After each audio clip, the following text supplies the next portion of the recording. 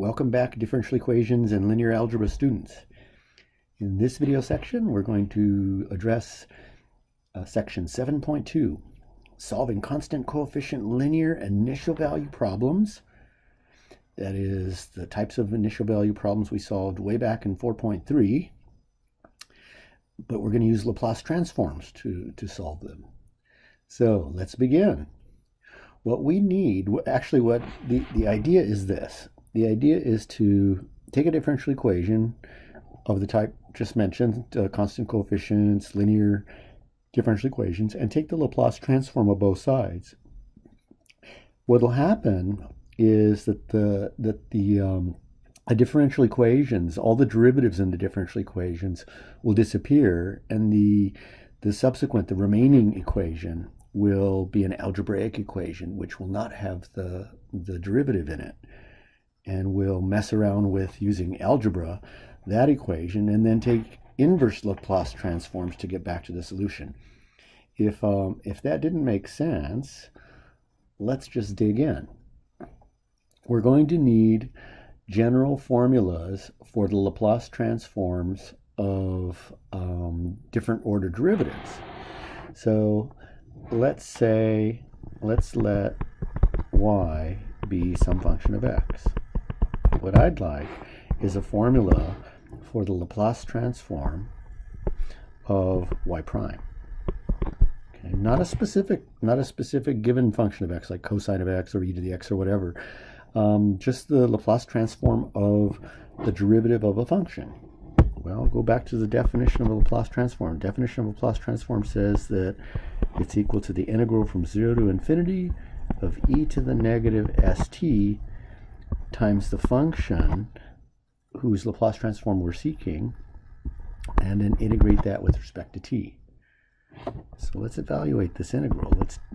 Let's turn this improper integral into the limit as the upper limit approaches infinity, 0 to the upper limit b, e to the negative st times y prime dt. Okay, what we're going to do now is we're going to use integration by parts on this last integral. So let's maybe in a new color green make the substitution for integration by parts. For integration by parts, we're going to set u equal to the e to the negative st and dv equal to the rest, the y prime dt. So du, remember our integral is with respect to t, so that when we use the integration by parts, du is found as the derivative or differential of e to the minus st with respect to t. So s is held fixed. So the derivative of e to the negative st is again e to the negative st times the derivative of negative st with respect to t, which is just negative s. So times dt, and the integral of y prime is y. Okay, so we're going to take this work and apply in green, and apply our integration by parts. So this becomes the limit as b approaches infinity. Remember, integration by parts says it's u times v, so it's e to the negative st times y. But remember, this y is a function of t. I think I identified it originally as a function of x, and that's a bit of a misstep on my part. So I'm going to go back to the original statement, let y equal f of x, and y is really a function of the time here. Okay, so back to integration by parts, u times v, but it's a definite integral, so it's from 0 to b, and then b shoots off to infinity, minus the integral of v du, but du has a negative sign already, so plus the integral of s can be factored outside of the integral sign, times the integral from 0 to b of e to the minus, or rather of, e to the minus st times, if you will, y of t dt. Okay. That last integral there should start to look familiar to you. If you ignore the s, the integral from 0 to b e to the negative st y of t, that looks like the Laplace transform if we let b go to infinity, and that's exactly where b is going to be shooting off to. So let's continue this. So this becomes, if we use the fundamental theorem of calculus on the first of these two major terms here, we get the limit as b approaches infinity, substituting the upper limit of integration, e to the negative sb times y of b, and then minus, at the lower limit, e to the 0 is 1, and then y of 0, and plus the rest, s times the integral from 0 to b e to the negative st y of t dt. All right, so the first term there, the first term, that e to the negative sb times y of b, we're choosing the function y of t ultimately so this Laplace transform exists. So what we're going to do is we're going to assume that we're choosing the y of t, so when I take the limit of e to the negative sb times y of b, I get 0. Okay. What's left then, as b approaches infinity, now look at the last term again. This becomes negative y of 0 plus s. As b approaches infinity, this integral becomes the Laplace transform of y of t. Okay, so I'm going to rewrite this with that term with the Laplace transform first. So this looks like s times the Laplace transform of y minus the y value of the function at 0. This is a very convenient formula for the Laplace transform of the derivative. So the Laplace transform of the derivative of a function is s times the Laplace transform of the function. The derivative disappears, minus the value of the original function at 0. Okay, so you may not see a pattern here, but we have similar results for y double prime and y triple prime, etc. So similarly, we won't prove these results. We'll just use them. Similarly, the Laplace transform of y double prime is, well, look at the Laplace transform of the first derivative. The Laplace transform of the first derivative has s times the Laplace transform of y of the function without the derivative. So the Laplace transform of the second derivative is s squared, corresponding to the second derivative, times the Laplace transform of y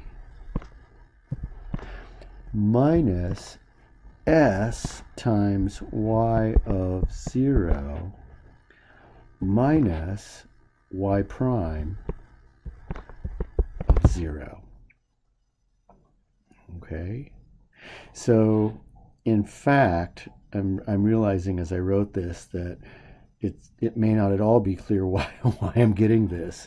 So maybe a quick proof of this result. So here's a quick proof of this. So let's take the Laplace transform of y double prime, but let's use the first formula that I just wrote for the Laplace transform of y prime to get it. So the Laplace transform of y double prime is the Laplace transform of y prime prime. So I'm going to substitute into the first formula for y, I'm going to substitute y prime. So the result then will be s times the Laplace transform of y prime, again, in the formula above, I'm going to substitute y prime in for y. So if I do that on both sides, I get s times the Laplace transform of y minus y prime of 0. Okay, now let's use that formula one more time on the Laplace transform of y prime. This is s times s times the Laplace transform of y minus y of 0. I just use the formula once again, minus y prime of 0, and expand this. This becomes s squared times the Laplace transform of y minus, if I distribute the s through, s times y of 0 minus y prime of 0, which is exactly the result I wanted us to achieve here. Rather than focusing on the whys of it all, the reasons for it all, let's just focus on the pattern. Notice the formula for the Laplace transform of y double prime again. It starts with s squared times the Laplace transform of y. Then we decrease the power by s and introduce the function at 0. Then we decrease the power of s again to s to the 0, which is 1, and increase the derivative the derivative of the function at 0. So let's see if you notice the pattern here. So the Laplace transform of y triple prime should be s cubed times the Laplace transform of y, decrease power of s by 1, so minus s squared y of 0, decrease the power of s again, s to the 1, now increase the order of derivative, decrease the power of s again, so minus s to the 0, which is 1, increase the order of derivative at 0. So the Laplace transform of y triple prime is s cubed times the Laplace transform of y minus s squared times the initial condition at 0 of the function minus s times the derivative at 0 minus the second derivative at 0. In all of these three cases that I've looked at, each of the three cases that I've looked at, whether it's the Laplace transform of y prime, of y double prime, or y triple prime, notice that the derivative disappears. Look at the last one, the Laplace transform of y triple prime.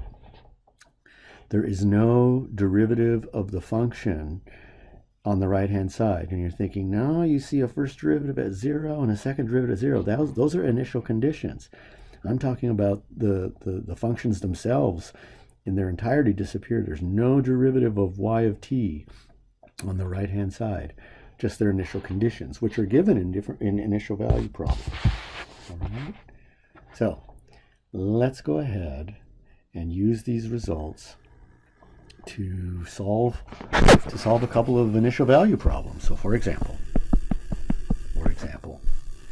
solve the initial value problem y double prime minus y prime minus 2y equals 0 with y of 0 is 1 and y prime of 0 equals 0.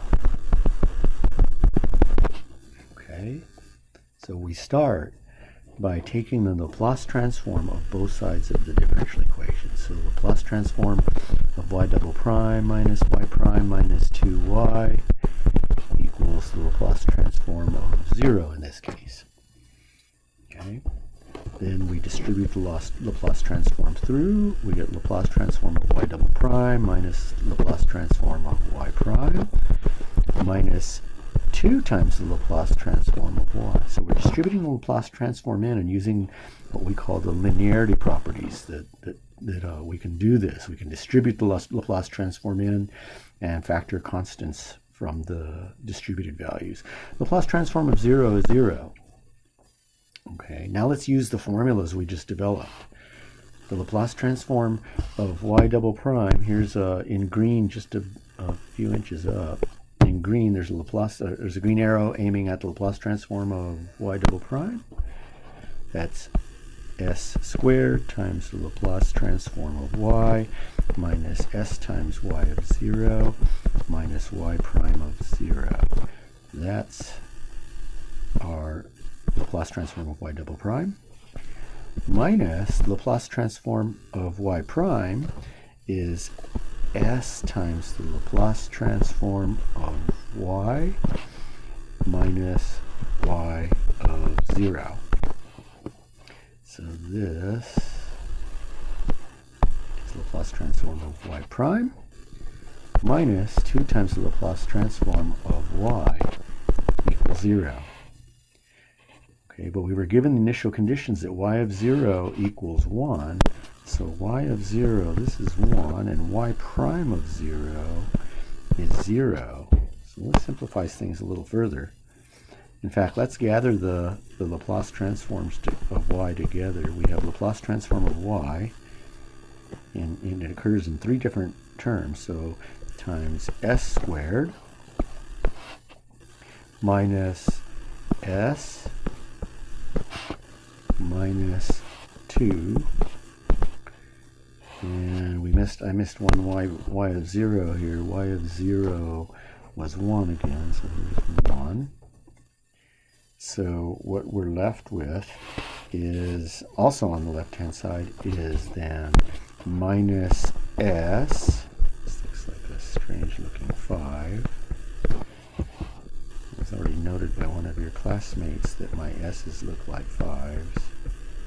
This is true. So minus s, and then plus 1 equals 0. Okay. So let's solve for Laplace transform of y. So the Laplace transform of y times s squared minus s minus 2 equals s minus 1. There's my 5 looking s again. So now the Laplace transform of y. Y is my solution. Remember, this function y, that's the solution of my differential equation, is s over s squared minus s minus 2. There are no derivatives in there. This is an algebraic expression. And if you recall from our last section, we looked at finding inverse Laplace transforms of that thing, a function similar to that on the right.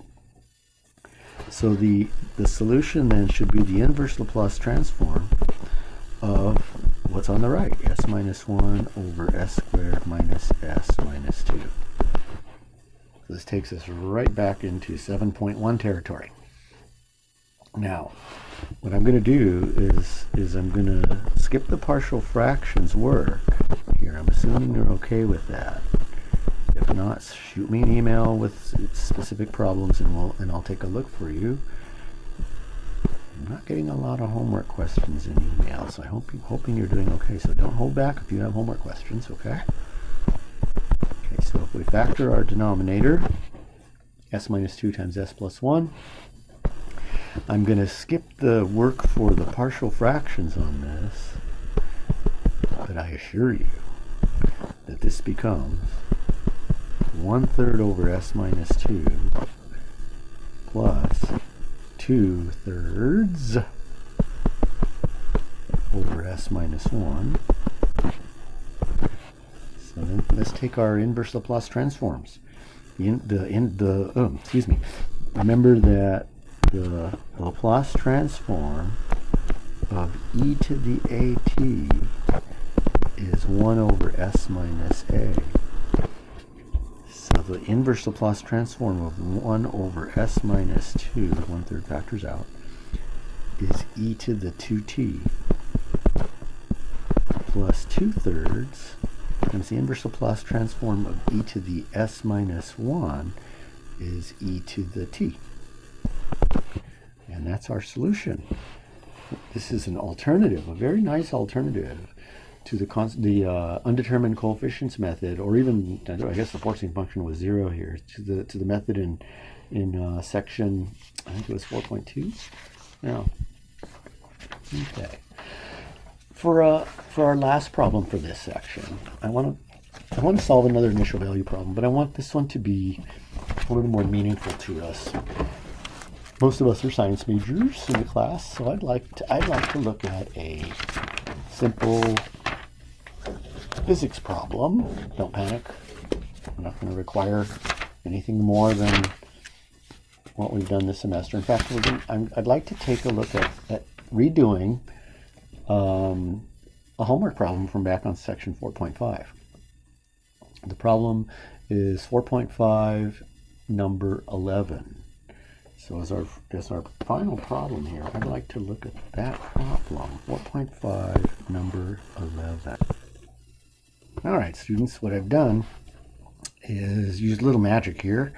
I wrote out problem number 11 for us, so we don't have to refer to a physical book here. Number 11 says the external force of 2 cosine 2t is applied to a spring mass system in number 5 of that section. And number 5 of the section, where the bulk of the information is given, says an 8-pound object stretches a spring 4 feet. An 8-pound object stretches the spring 4 feet. So if we were to hang the spring vertically, and we were to hang an 8-pound mass on the spring, it would stretch out the spring by 4 feet. Okay, so this distance would be 4 feet. Okay. Then the mass spring system is placed on a horizontal track. So then what we're going to do is we're going to flip the spring on its side, put it on sort of a table, but that table is going to kind of provide some friction. So we're going to the spring mass system is placed on a horizontal track that has a spring constant of 1 pound-second per foot. The weird units are so that when we multiply that spring constant times velocity in the differential equation, if you don't remember that, we actually get units of force, which are necessary. If that doesn't ring a bell, don't sweat it. Okay, the object is pulled 6 inches from equilibrium and then released. So here's our spring placed horizontally on, let's say, a table that provides friction for our mass.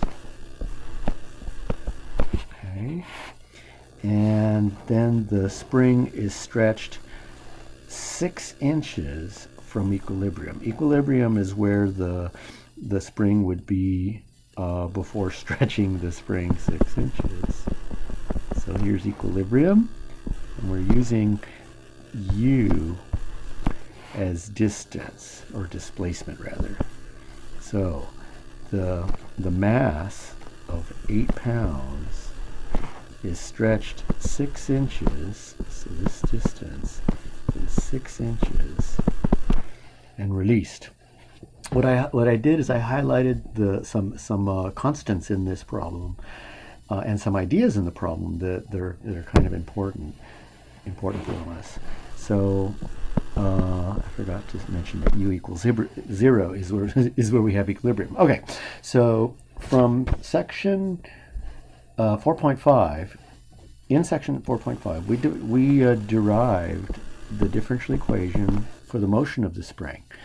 It looks like m times u double prime, m is mass, plus friction coefficient, or friction constant, times u prime. U prime is velocity, and again, that's why we get our weird units of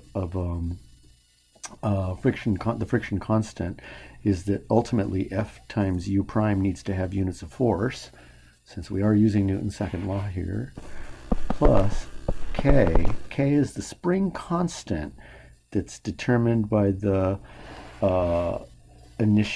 fact that we initially stretch 4 feet. The spring stretches 4 feet with this mass attached to it vertically, plus k times u equals the external force applied to the system. Okay, so we need 3 constants here. We need m, f, and k. Okay. Well, also in that section, we learned that k equals the weight of the spring divided by the length that the spring is stretched from equilibrium in our initial hanging of the 8-pound weight. Okay, so K equals weight over L, or equivalently mass times the gravitational constant over L. mg is weight. Okay. And of course, like I said, mg is weight. I think that's implied in my previous statement, but that's okay. Okay. So for our particular problem, the weight of the spring is 8 pounds. The spring is 8 pounds. So the spring constant equals 8 over L, 4 feet, or 2. So it's 8 pounds divided by the 4 feet to give us a spring constant of 2. That takes care of the coefficient of u in our differential equation. The friction constant F was given to us of 1 pound/second per foot. I have two other things highlighted in red above. The object is pulled 6 inches from equilibrium. The object is pulled 6 inches from equilibrium. That means that u of 0 is not 6, but 6/12, or 1/2 of a foot. Okay, our units of length need to be given in feet here. I also highlighted the word released. Released implies that I'm not helping the spring out initially. That is, I'm giving the spring an initial velocity of 0. The only constant left in our differential equation is the mass, the coefficient of u double prime. And that's not a problem since weight equals mg, since weight equals mg, and weight equals 8, so weight should equal 8 should equal mass times the gravitational constant is 32 in the British system. Okay, so the mass is 8 over 32, or 1/4. Okay, the units of mass, they're kind of strange. They're called slugs. They're not kilograms, but in the British system, mass is in slugs. Okay, not like snails and slugs, but different meaning here. Okay, so let's set up the differential equation. Differential equation is mass times u double prime, so 1/4 u double prime, plus friction constant times u prime, plus spring constant times u, equals, and in number 11, we also have this external force of cosine, 2 cosine rather, of 2t. So there's our our differential equation. Our differential equation comes with 2 initial conditions. U of 0 equals 0.5, or 1/2, and u prime of 0 equals 0, corresponding to our initially just releasing this object from rest. Okay, so let's solve our initial value problem by using Laplace transforms. I think what I'll do is get our screen back in shape here, but I think what I'll do is multiply both sides by 4. Multiply our differential equation by 4. So we have no fraction coefficients here. So we have u double prime plus 4u prime plus 8u equals 8 cosine of 2t. Okay. Now let's take the Laplace transform of both sides. Laplace transform of u double prime plus 4u prime plus 8u should equal the Laplace transform of 8 cosine of 2t. Let's distribute the Laplace transform. We get the Laplace transform of u double prime plus 4 times the Laplace transform of u prime plus 8 times the Laplace transform of u equals the Laplace transform of cosine of 2t. Well, remember, the Laplace transform off to the side here of the cosine of bt is s over s squared plus b squared. So for our particular problem, 8 factors out, and we get 8 times s over s squared plus 4. So let's square off our formula. Okay. So now let's apply the formulas we started this lecture off with on these Laplace transforms of u double prime and u. So the Laplace transform of u double prime is s squared times the Laplace transform, not of y, because we're using u for our variable now, our function. S squared Laplace transform of u minus s times u of 0 minus u prime of 0 plus 4 times Laplace transform of u prime is s times the Laplace transform of u minus u of 0. Let me see if I can move our formula over a little bit here. Up our way. Okay, so continuing on, plus 8 times the Laplace transform of u equals 8s over s squared plus 4. Okay. Now remember, we were given initial conditions. U of 0 equals 1/2. So u of 0, this is 1/2. U prime of 0 is 0. U of 0 is 1/2. I think that accounts for all of our initial conditions. So I'm going to do what we did in our last differential equation. I'm going to factor out from as many terms as possible the Laplace transform. So I'm going to get Laplace transform of u times s squared. So that accounts for s squared Laplace transform of u plus 4s. That comes from 4s Laplace transform of u plus 8. That comes from 8 Laplace transform of u. And everything else gets to the other side. There's already an 8s over s squared plus 4 on the right-hand side. Also on the right-hand side is going to appear a plus 1/2 s. Also, if I distribute the 4 into that 1/2, that red 1/2, I'm going to get negative 2. When I bring that to the other side, I'm going to get plus 2. Okay. So let's solve for the Laplace transform of my solution.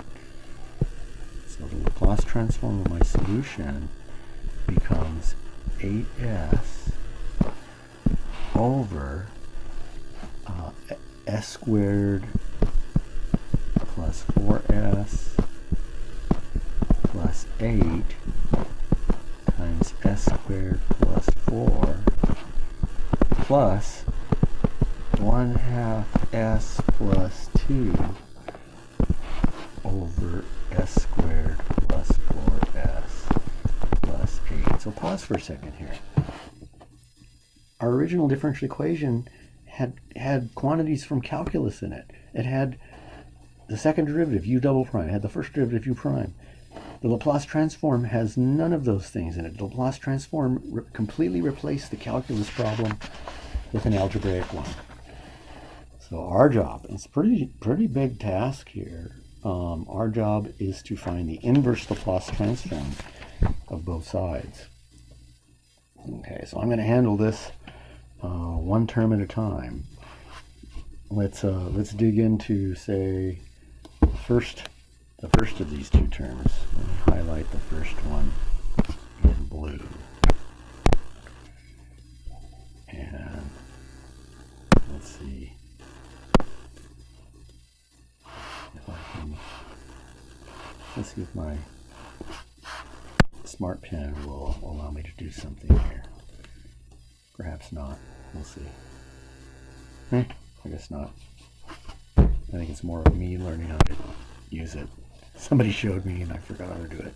Okay, so let's handle this term at a time. The blue term, 8s over s squared plus 4s plus, oh my goodness, plus 8 times s squared plus 4. I'm going to use partial fractions on this. I'm going to write this as as plus b over s squared plus 4s plus 8 plus cs plus d. And that's some algebra coming up here, some major algebra coming up here, over s squared plus 4. And I'm going to do what I had to do in Calc 2 when I integrated expressions like this. I'm going to solve for a, b, c, and d. I'm going to multiply both sides by the least common denominator of s squared plus 4s plus 8 times s squared plus 4. That's going to give me quite a bit of stuff. That's going to give me 8s on the left-hand side, but it's going to give me 8s plus b times s squared plus 4 plus cs plus d times s squared plus 4s plus 8 on the right-hand side. I'm going to expand the entire right-hand side. I'll do this carefully here so we don't lose track of any terms here. So I'm going to distribute as plus b into s squared plus 4. Actually, I just considered using the FOIL method, but whatever. So this is as cubed plus bs squared plus 4as plus 4b. That's as plus b times s squared, as cubed plus bs squared, and as plus b times 4. That's 4as plus 4b. I'm going to do the same thing with that second term. I'm going to distribute cs plus d into first s squared. So I'm going to get cs cubed. I'll write that right below the as cubed plus ds squared plus ds squared. And I'm going to distribute the cs plus d into the 4s. That gives me 4cs squared. Let's put this right beneath ds squared. 4cs squared plus 4ds and finally I'm going to distribute the cs plus d to the 8. That gives me 8cs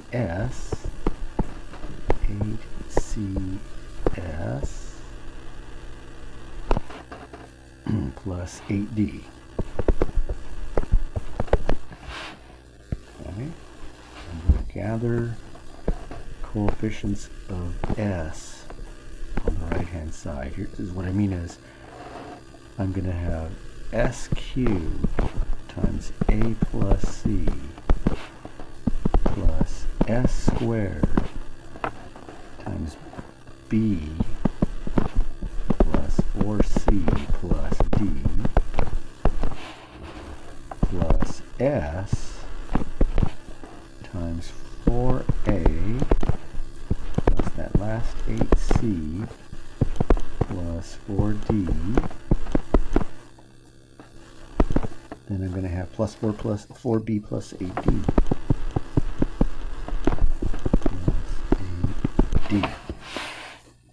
Now what I'm going to do to finish this off is I'm going to create a system of equations. I'm going to equate the coefficients of each of the powers on the right with the coefficients of the corresponding powers on the left. On the left, you could view the left as 0s cubed plus 0s squared plus 8s plus 0. So on the left-hand side, the coefficient of s cubed is 0. On the right-hand side, it's a plus c. So a plus c should be 0. The coefficient of s squared is 0 on the left. On the right, it's b plus 4c plus d. And that should equal 0. On the left, the coefficient of s is 8. On the right, the coefficient of s is 4a plus 8c, plus 8c, I'll go back and clean that up a little bit, plus 4d. Okay, so let me clean this just a little bit up here. And I'll take this b and move it over just a little bit. Yeah, that's okay. Let's see if it works. That's all right. And I'll get rid of the extra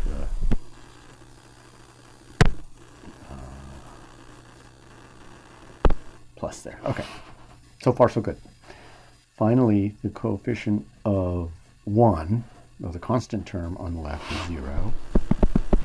And on the right-hand side, the coefficient of the constant term, 1, is just 4b. 4b plus 8d.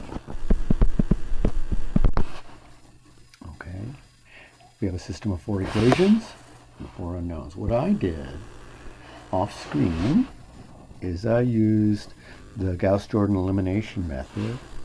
I set up in my calculator, I set up the matrix with columns 1, 0, 4, 0, 0, 1, 0, 4, 1, 4, 8, 0, 1, 4, 8, 0, and finally 0, 1, 4, 8, and 0, 0, 8, 0 for the constants. And I found that the RREF, the reduced row echelon form, for my calculator was 1, 0, 0, 0, 0, 1, 0, 0, 0, 0, 1, 0, 0, 0, 0, 1. And I got negative 2/3 for A, negative 2/5 for A, negative 16/5 for B, 2/5 for C, and 8/5 for D. Okay. So, negative 2/5, B negative 16/5, C 2/5, D 8/5. Then I pushed forward with this. So let me see here.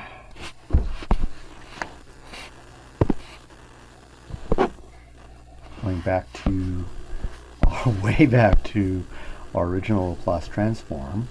So our original Laplace transform has the that first as over the s squared plus 4s plus 8 times s squared plus 4, which we just wrote the partial fractions decomposition for. Let's write that out. So we have, in fact, it might be a good idea to have to write this out a little bit more clearly.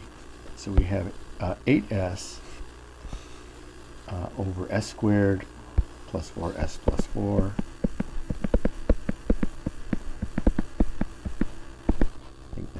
plus 8 rather, s squared plus 4s plus 8 times s squared plus 4.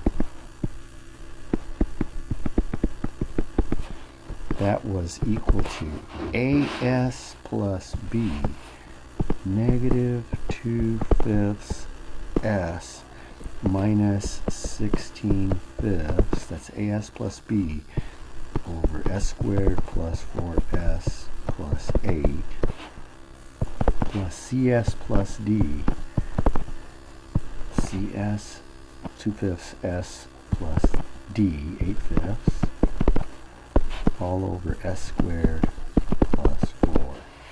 So remember, that was just one of the two terms in our Laplace transform. The Laplace transform of our solution had this in it, but it also had plus the additional term. So let's write the entire Laplace transform out. Notice that in each of the terms contains a constant greatest common factor of 1/5.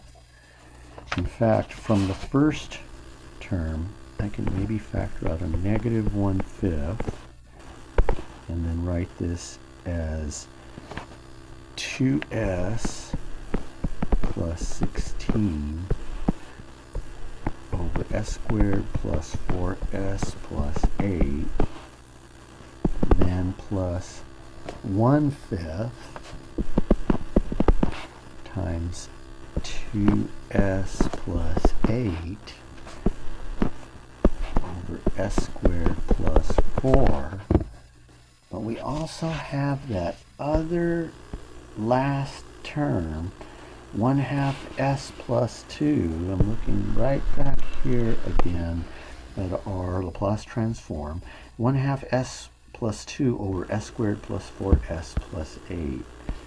So plus 1/2 s plus 2, I'm going to factor out the 1/2, times s plus 4 over s squared plus 4s plus 8. The original numerator was 1/2 s plus 2. If I distribute that 1/2 in the numerator, I'm going to have my 1/2 s plus 2. All right, so now let's dig into the inverse Laplace transform. And as I do that, remember I indicated that we're looking at an additional method for solving differential equations. I didn't indicate that it was going to be algebraically simpler than section 4.3. In this case, I'm not sure. It might be a toss-up. Using undetermined coefficients might be a little easier on us here. Okay, so let's rewrite our Laplace transform so that we can take inverse Laplace transforms effectively. In our first term, I'm going to notice that that denominator can't be factored any further, so I'm going to complete the square on it. I'm going to complete the square on our denominator. And our denominator then becomes s squared plus 4s plus the 8 that's there. Then to complete the square, we take 1/2 of 4, which is 2, square that and add it and subtract it at the same time. So at least that very first term looks like minus 1/5 rather. In the denominator, it looks like s plus 2 squared plus 4. In the numerator, I'm going to do something a little tricky, and I think you'll understand in a minute or so why I'm doing this. I'm going to replace 2s plus 16 with 2 times s plus 2. I want that s plus 2 that's in the denominator to be in the numerator. But when I do that, I need to add an additional 12 so that I end up with my 2s plus 16 in the numerator. Okay. Nothing's going to change in my second term. However, I am going to rewrite the second term to suit me. I'm going to rewrite the second term as 2s over s squared plus 4 plus 8 over s squared plus 4. further, I'm going to rewrite that as 2 times s over s squared plus 4. Oops, that's not s over 4. S squared plus 4. That's the Laplace transform of the cosine of 2t. That's why I did that. The one right next to it looks almost like the Laplace transform of a sine. Sine has s squared plus 4 in the denominator, but the numerator should be 2 for sine of 2t. But there's an 8 there. So I'll replace that second term, 8. Also clean it up a little bit. That second term, 8 over s squared plus 4, I'll replace it with plus 4 times 2 over s squared plus 4. If it didn't stick, why I did that. Hold on. We'll tear this apart as we take our final step into the inverse Laplace transform. The last term, I'm also going to complete the square. I already did the work. This is s plus 2 squared plus 4. It's still the same, s squared plus 4s plus 8. And s plus 4 on top. But just like I did with that first term, I'm going to take the numerator and make it s plus 2 plus another 2 over s plus 2 squared plus 4. Okay. We're almost ready for inverse Laplace transforms. In fact, I think we're ready for inverse Laplace transforms. So U equals the inverse Laplace transform on the right, of the right. Well, before we do that, we need to remember a couple of formulas for Laplace transforms. So here are some reminders for us. The Laplace transform of the cosine of bt is s over s squared plus b squared. The Laplace transform of the sine of bt is b over s squared plus b squared. So inverse Laplace transforms can be taken on both sides. Also, we have the first shifting theorem that says the Laplace transform of e to the at times f of t is equal to the Laplace transform of the small f of t without the e to the at factor, but evaluated at s minus a. Okay.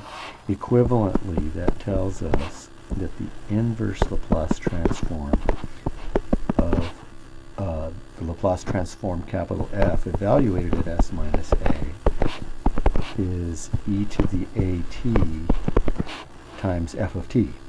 And remember, f of t is simply the inverse Laplace transform of capital F without the shift. Okay, so let's dig in. We may need to do a little more simplification here of our Laplace transform. Okay, so let's do a little bit more. Laplace transform of u is negative 1/5. Now within that next factor, I'm going to split this into two fractions. 2 times the quantity s plus 2 over s plus 2 squared plus 4 plus 12 over that same constant. But that 12 I'm going to rewrite as 6 times 2 over s plus 2 squared plus 4. I'm going to stop shifting the screen up and down so much.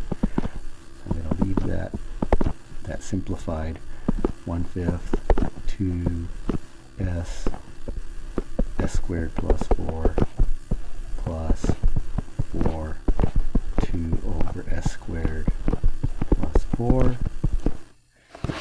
And I'm going to rewrite that last term separated, just like I did the first one. S plus 2 over s plus 2 squared plus 4 plus 2 over s plus 2 squared plus 4. Believe it or not, we can take inverse Laplace transforms now. So u of t is negative 1/5. Now notice that very first term. Notice the 2 times s plus 2 over s plus 2 squared plus 4. That is our capital F of s plus 2. So without that shift, we'd have s over s squared plus 4. Inverse Laplace transform of s over s squared plus 4 is the cosine of 2t. But that shift contributes an e to the negative 2t times the inverse Laplace transform of the unshifted portion, plus 6 times the same. This is the same deal. We have another f of s plus 2, so we're going to get another e to the minus 2t. If we look at this, the Laplace transform without the shift, 2 over s squared plus 4 gives us an inverse Laplace transform of the sine of 2t. So our function is materializing before our eyes now as a function of t. Next term, plus 1/5 times, this one's simple. The inverse Laplace transform of s over s squared plus 4 is 2, it is cosine of 2t. No exponential here. There's no f of s minus a business in this term. Plus 4 times sine of 2t. Finally, plus 1/2 times, again, we're looking at the form f of s plus 2 gives us an inverse Laplace transform with an e to the negative 2t by the first shifting theorem. Second shifting theorem coming up in the next sections. E to the negative 2t times the cosine of 2t plus 2 e to the negative 2t. Oh, no 2. Plus that 2 in the numerator of our very last fraction. It is also part of the Laplace transform. So plus e to the negative 2t times the sine of 2t. Okay. Now we can combine terms. In fact, I think I'll do it. If we look at all the terms that don't have an exponential term, we end up with 2/5 cosine of 2t plus 4/5 sine of 2t. That's our sort of middle term above.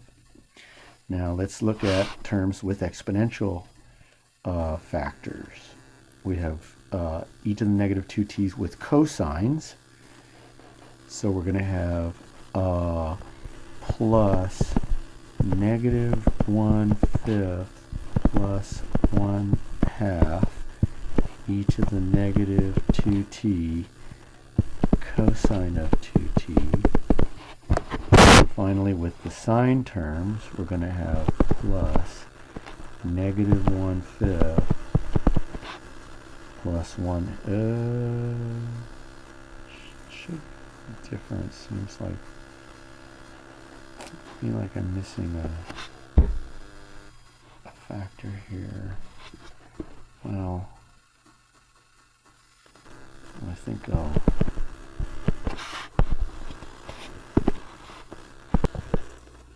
I kind of cheated and halted the video and looked for a mistake, and I found one. You probably found it earlier. Yeah, I'm going to put a green star where I'd like you to focus. Green star. I've made a mistake with a couple of coefficients here. The coefficient starting that line next to the star should be -1/5 times 2. We have a 2 above. And I also neglected a 6. So that changes things where I left you guys. And we're still going to get, in our final answer, the first two terms, 2/5 cosine 2t plus 4/5 sine 2t. But for the cosine, we're going to get -2/5 plus 1/2, and I think that 1/2's okay. Then for the sine, we're going to get -6/5. Then where I left you in a strange pause, plus the 1/2 e to the -2t sine 2t. Okay, so our final result, 2/5 cosine of 2t plus 4/5 sine of 2t. And let's see, -4 plus 5, that's 1/10, so plus 1/10 e to the -2t cosine of 2t. Then, let's see, minus 7/10 e to the -2t sine 2t. And I went ahead and checked this answer against the solution given in section 4.5, and it checks out perfectly. Thank goodness. Okay, so there you have it. Using Laplace transforms, we can solve initial value problems, and that ends this video segment. And I'm looking forward to talking with you again soon, more about Laplace transforms.